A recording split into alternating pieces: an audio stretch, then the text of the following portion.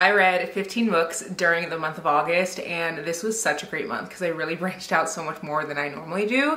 So I'm really excited to go through these books and just share like my thoughts. Obviously, if you guys want in-depth thoughts, you guys can go back to the vlogs, but there are some books here that I haven't shared in the vlogs, so you guys can get an in-depth look with all my thoughts in this little video. So make sure you guys subscribe. There's new videos every Tuesday, Thursday, and Saturday. And let's just get into the 15 books that I read in August. We're gonna start out with the 3 new releases that I read, and I always try to add in new releases every month just because like I'm always book shopping, but I love reading books when the hype is like hype. You know what I mean? Like when a new book comes out, everyone wants to talk about it, and I love being a part of that. I feel like that's what makes reading so fun. So the first new release that I read was This Used to Be Us, or not the first, but the first one I want to talk about. This Used to Be Us. Such an incredible, incredible story. I read Before We Were Strangers by the same author, and it came out a few years ago. It was okay. It wasn't my favorite, but so many people are obsessed with that book, so I just like read it at the time. I feel like I just wasn't really into contemporary fiction. Now, your girl wants to read more contemporary fiction. I do think that I enjoy contemporary fiction that has like a focus on romance, and this book is about 2 couples who are getting divorced.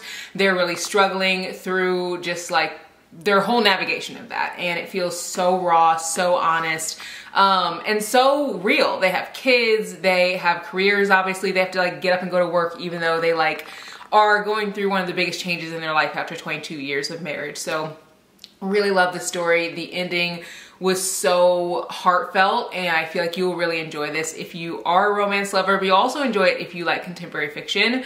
Another new release that I read was Between Friends and Lovers.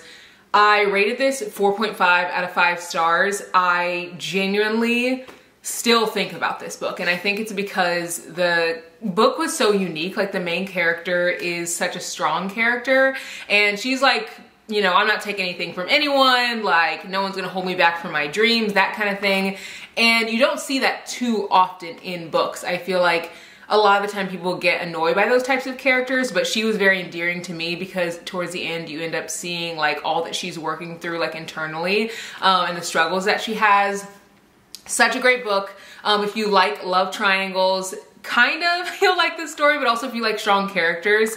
The main character in this, she is a influencer, but she's also like a doctor and like shares lots of health information, which is interesting because the author of this book literally does the same thing. Like she's in residency or like a doctor somewhere in the mix there, and she also is an influencer sharing health information, and she's an author. So I just think that that is like the coolest thing. And there's a point in this book that like really sums up what I feel like this book is about. And the main character, she's just sharing how hard it is to open up to someone, and I feel like that really encapsulates what this book is about, or like what you'll feel from the characters in this book.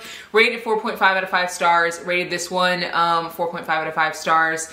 I'm gonna tell you guys some of the higher ratings, some of the ones that aren't like, you know, 4, 4.55. I don't like a lot of the time remember exactly what I rated them, but I always put my ratings on Goodreads so you guys can go check there. The last new release that I read was Not About a Boy by Maya Hollis. This one was giving Euphoria to me, but like for high schoolers. So if you enjoy high school stories, like young adult stories that are really focused on like all the things that the characters are going through, I feel like you'll really enjoy this one.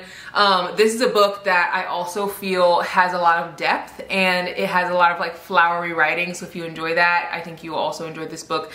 This is about a girl who's just going through it. She's going through it, and you see drugs, partying, like all the things, and I think it's so rare that you see stories where high schoolers are like navigating life in that way. I feel like sometimes high school books are so like cutesy and fluffy, and it's like, did the authors go to high school? Like, do they remember what it was like in high school? Because it was not like that for me, you know what I mean? And I feel like the author really got it right with this one. It's also her debut novel. And then I read some young adult books. Now, one of these books I feel like is not giving young adult, but all of these are young adult books, believe it or not. And the first one is Keeping 13.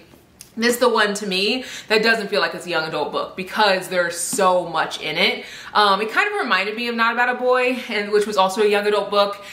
Some of the like categories overlap, like from the new releases. They also overlap with other categories like I'm gonna share, but I didn't want to like talk about them twice.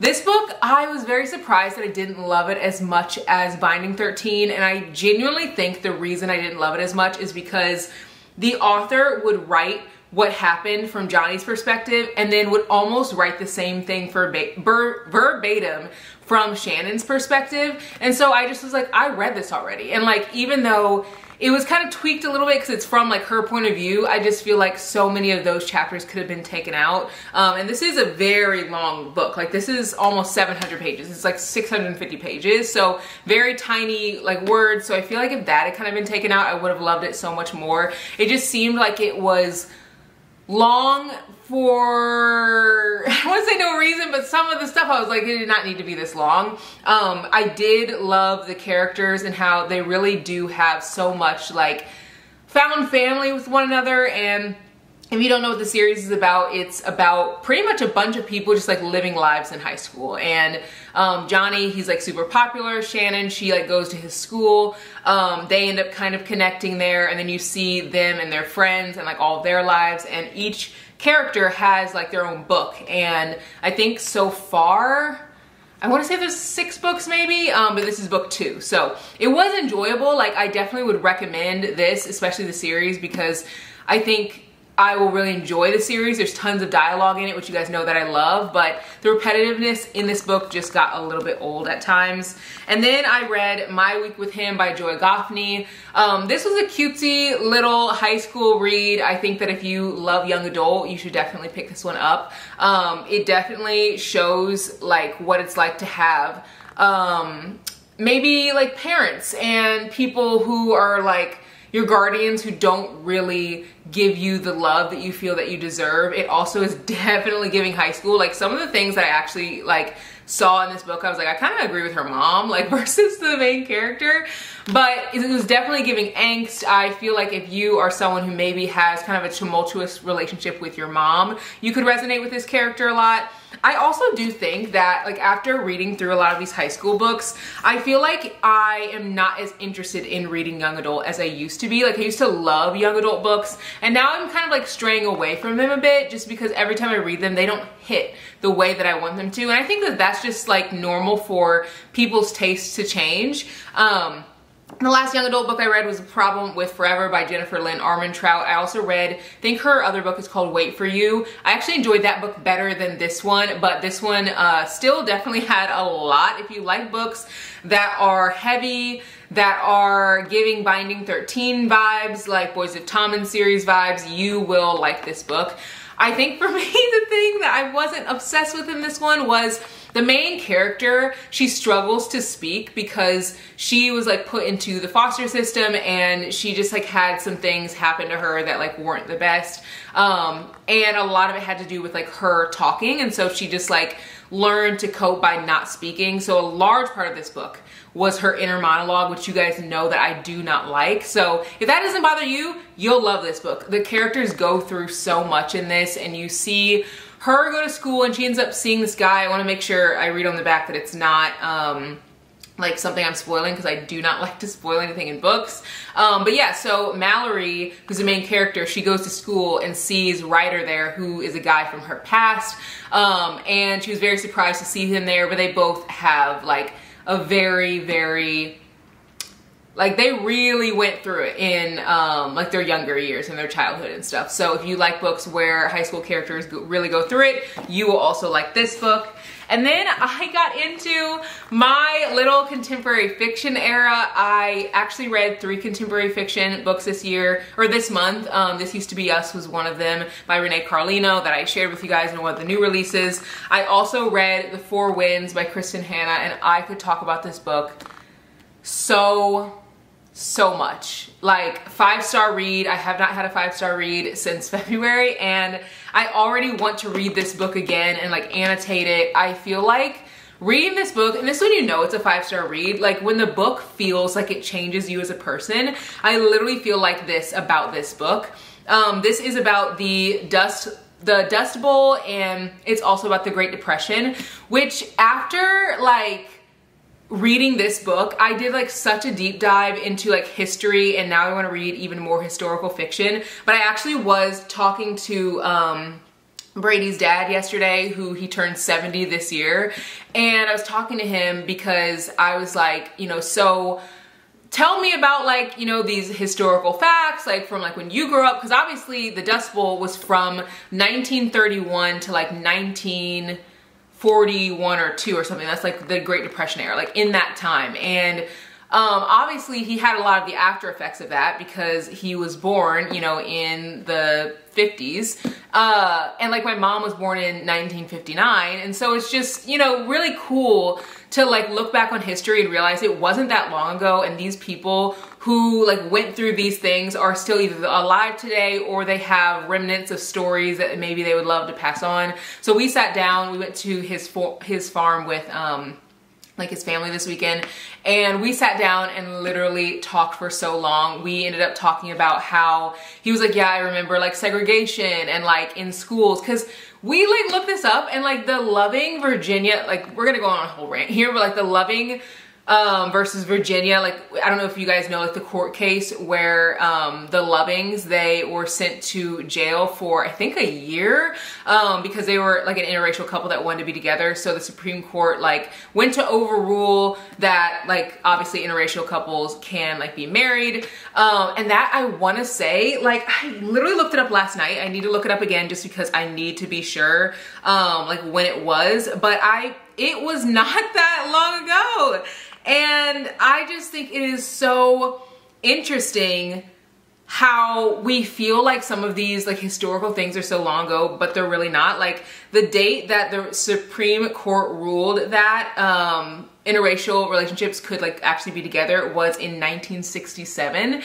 And my mom was born in 59. Like they were alive. And he was like, yeah, like I remember writing actually a paper in school about like segregation and desegregation. And he was also saying like he vividly remembers how like so many people were like against that, and it was like a big thing. And like we're like obviously like we know now like looking back on history, but like it is wild that it is not that long ago. And so like even things like this, like he said that his dad was born in 1915, which I'm like, oh my God, like you're getting ready to get to the 1800s. Like it's just, and so he was born in 1915, and obviously the Great Depression was like 1930. So his dad was like in the middle of that when he was like in his 20s. And I just think we can think sometimes that history and things that have happened in history is like so long ago, but like really it is not. And I think reading books like this made me want to deep dive even more, because it made like so many things in my mind like just start connecting and thinking like, oh, like these people like in this generation might be this way because of this thing or that thing or whatever. And I don't know, it was just like really interesting to see. Also, I don't know if you guys know this, Ruby Bridges, she's like still alive. She's like 60, I want to say she's like 68, I'm pretty sure. I'm gonna have to look it up because I literally looked at, like Brady and I had this like long conversation the other night. Yeah, she's 69, which is just so wild. She's 69 years old, and she was one of the first Black children to go to a like segregated school, like an all-white school in Louisiana, like New Orleans, Louisiana, and she was 6, and she's still alive. Like she's still like bopping around. Like I don't know, reading this book made me think so much about that, but it also made me think about just like how much resilience as humans we have.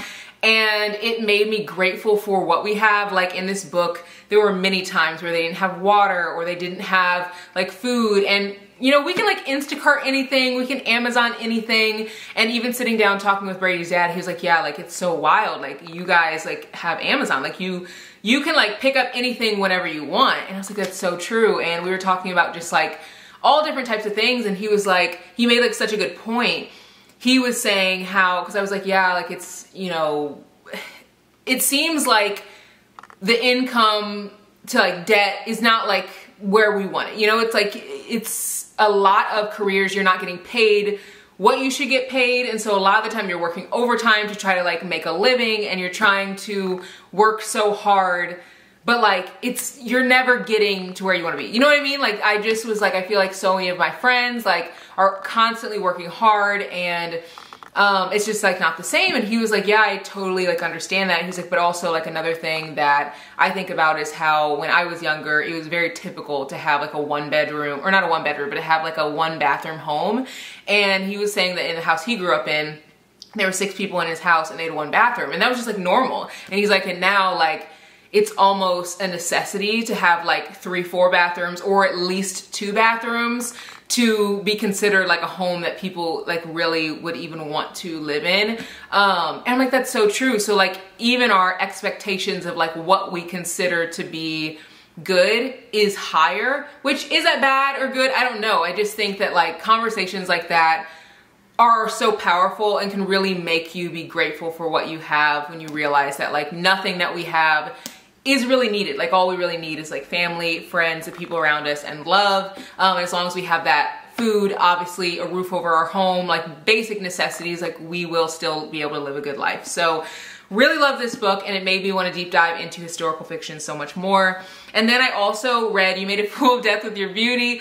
This book was messy. The main character was messy, and I loved every bit of it. So many people were like, oh, I don't think you'll like it. Like, I didn't really like it. And that, I think, is such a good reminder that, like, we all have our own tastes in books. So, like, maybe you don't like it. Maybe I love it. Vice versa. Like, maybe I hate it. You love it. And that's okay. But for me, this felt like reality TV. And going into it, I knew it was going to be messy, which I think also helped me to enjoy it. Because if I didn't know it was going to be messy, I maybe would not have liked it as much. And then I read a bunch of romances, as always. I read so many great romances this month. One of them are Secret Moments by Janisha Boswell. Rated this 4.5 out of 5 stars. I think if you like Icebreaker, you will love this book. It is one of the cutest like romances that I've read in such a long time. I was so close to rating this 5 stars. I just ate it up. If you like Icebreaker, please read this book. It's about a football player and a girl who ends up having to like be on the newspaper and like interview him and the football team and stuff, and they've been like friends, but kind of like frenemies, I guess I'd say that, for like most of their life. And the football player is actually her best friend's brother, and it's cute. Please pick it up. Please pick it up. And this author is also an indie author. I love supporting indie authors. I think this book only has like 1,300 reviews. Then I read Technically Yours by Denise Williams. This one was cute. If you like spice, you will really enjoy this one. It is spicy. Don't let the cover fool you. This one is also a book I think that you'll enjoy if you like reading books where characters are very like focused on their careers, because the main character in this definitely is. Then I read All Your Perfects by Colleen Hoover.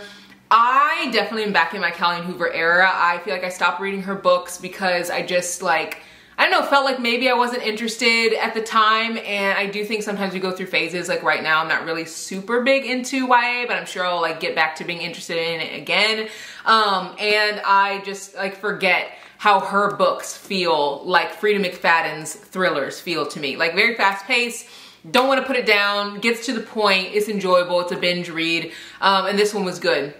This one, I think, also covers a topic that you don't see very often, and it's a topic having to do with like marriage. It's literally about a couple who's been married for 7 years, and it is something that is so hard, and so many of my friends have dealt with, and I feel like it helped me have more empathy for them. So if you are married or have friends who are married, I think you would love this book because you'll be able to probably empathize with some of your friends who have maybe went through things that those characters did.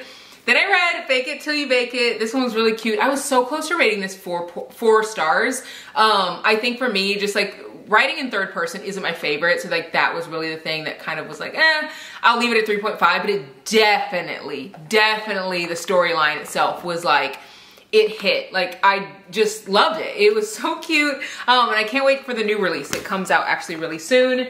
And then I also read some urban fiction. I have been in urban fiction era this year, and you guys know that I put y'all on to so many great books. I read Out of Body by Octavia Grant. If you are ever in a book slump, pick up one of her books. They're unhinged, they're super spicy, they're bingeable, and they're usually less than 100 pages. Yeah, this is literally 63 pages. This one was not my favorite of what she's written because this one was so spicy. Like, so spicy. But if you like spice, you'll like this. This just, for me, like some of her other books have spice, but like the plot kind of pushes outside of the spice. This one was like definitely spice driven. Like it was like spice this, spice that, spice, spice, spice. If you like that, you'll love this book. Again, still didn't want to put it down. Her books are very bingeable. And I feel like I just pick them up whenever I'm just like, I just want to read something quick, something fun, something that's like, I don't have to think too much.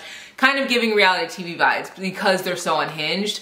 I also read Safer For Me by Cami. This book was surprising to me because, I don't know, I feel like I expected a little bit more from this story. Just because I've seen like lots of reviews about it, about how incredible it is, but I've also heard that it was great.